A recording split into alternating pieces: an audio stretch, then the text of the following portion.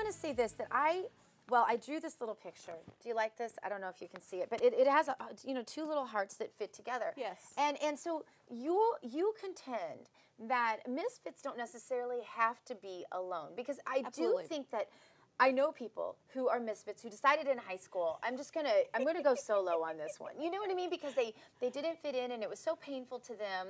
But maybe they should reconsider. They should. What's quite fun is, not everyone needs to go. I mean, I went to Smith. There are all these different places people can go to. Not everyone has to go to the exact same college, university that everyone else is going to. There's so many different, I keep thinking like tribal locations. Yes. To go to that's like different colleges, different universities, different towns. It's so funny you say that, because I think that's an important point to highlight. Yes. Because in my school, there were 3 colleges you went to. Right. You went to one of the 3. And if you deviated from that, I mean, I don't know what would have happened. I think we thought we'd fall off the world. But I realized when I went to grad school, there is a whole world out there. There are colleges you've never even heard of. So it might have been better for me to go far from mama. That would have been hard. But I think that you make such a great point that for those folks who feel like maybe they didn't really establish their place in high school, their time may have just not come yet. And as Isaiah said, you don't want to peak in high school. No, it's very much that you want to be looking for. Reflect on what you're like yourself. Try to find environments where you fit. It's very funny because I did live in San Francisco for 20 plus years.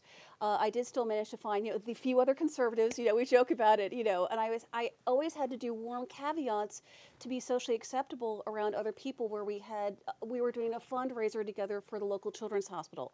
That was our aligned value. When it came to politics, that was not, but I just wouldn't talk about it. Still managed to find, one of the other conservatives who was there, marry that person, but now I'm in Southern California in Orange County, and I've lived in Nevada as well.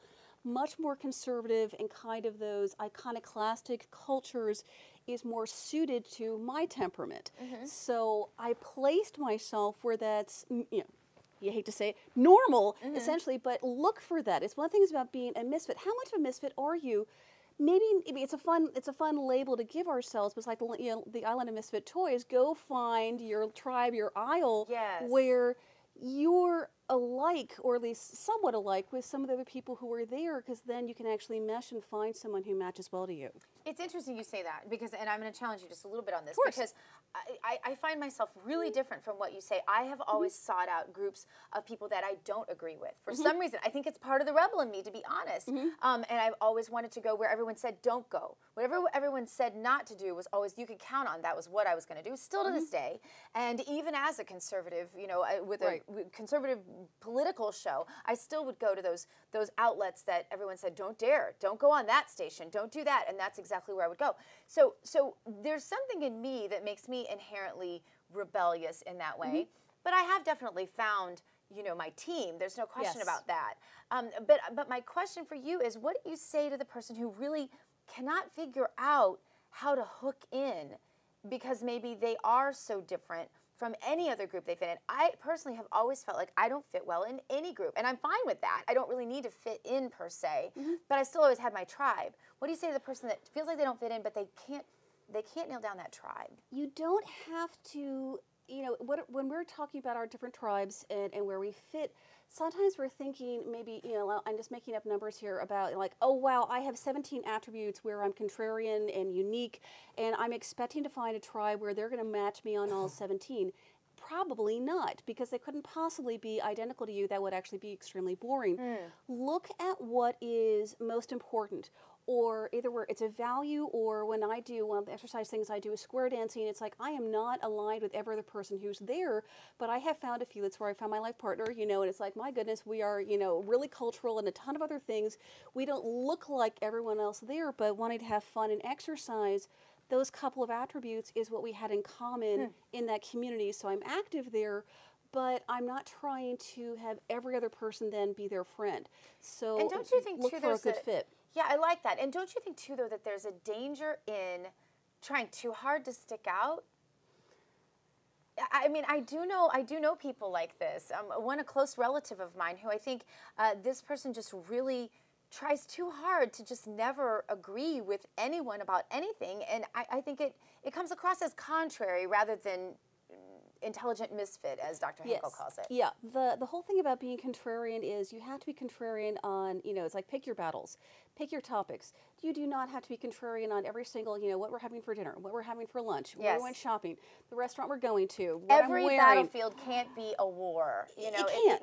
It's exhausting, and there is no way for people to like you if you're always against them, or subtly, when we're always against someone, we feel criticized if someone is like that. So there's no way to befriend them, and typically someone who's being that extensively contrarian, it's a defense mechanism versus a unique belief. And that's usually a sign of I'm being a bit defensive, something else is going on. So that's another whole topic. Yes, exactly. We can cover that on another show. I know, that's therapy. But for the folks who out there consider themselves misfits, that they've never fit in, what are the first things that they should look for in someone else who might potentially make a good companion for them? Part of what typically happens with the folks who are the intelligent misfits is we are not necessarily the folks who have 9-to-5 employee jobs. So when to think about it, it's interesting because Isaiah Hankel said the exact same thing, that like 75% of entrepreneurs, millionaires, are entrepreneurs. Yeah, exactly. So we are not living exactly your average typical life. Be aware of that, and sort of don't portray yourself, and don't be looking for someone. It depends on your age a little bit, because you might want to be sort of like in your early 30s with someone, they have benefits, you don't have the different benefits. Having someone with a bit of a corporate job can be okay, but they have to be at least talking about, I eventually want to be an entrepreneur, I expect to do this, I'm studying for that or something. Look for someone else who has an aligned lifestyle that way versus, it's not that we're workaholics, it's we're actually doing what we love all the time. Yeah. We still have to clean the cat box. That's so true. Right. That's so true. We're living for the weekend when you finally get to live being an employee. Yes, yes. That's a great point, I think. Because I really am one of those people that kind of works in my work, kind of goes with me everywhere I go. All the time. And I found that when I force myself not to work, I actually am a little anxious. It's anxiety if I'm not kind of working all the time. So so I think that's a great point. And someone who isn't of that sort of entrepreneurial, independent, rebellious mindset is not going to have a lot of tolerance for that, are they? No, they're not. And it's going to be the weekend, and they're going to be expecting you to finally go do the activities that they want to go do, and you want to do some of them, but you're bringing some books along with you, or you're reading. It's like we are the readers of the world. We're always reading, we're writing, we're doing these things, and they're like, what are you, some workaholic? Can't you put that down? Why would I want to? Yeah, because if you really love your work, you don't want to put it down. Yeah, that's a great point. I appreciate that. Well, April, certainly I think that there are, situations where those sort of misfits, rebels fit together very well, and I think you've explained it well. But where can people find out more information about this kind of thing? So my website is aprilbraswell.com, and I have a lot there both about relationships as well, romantic relationships as well as workplace relationships. Awesome. Because it really is the same skill set in every arena of our life. Absolutely. April Braswell, thank you for being with us.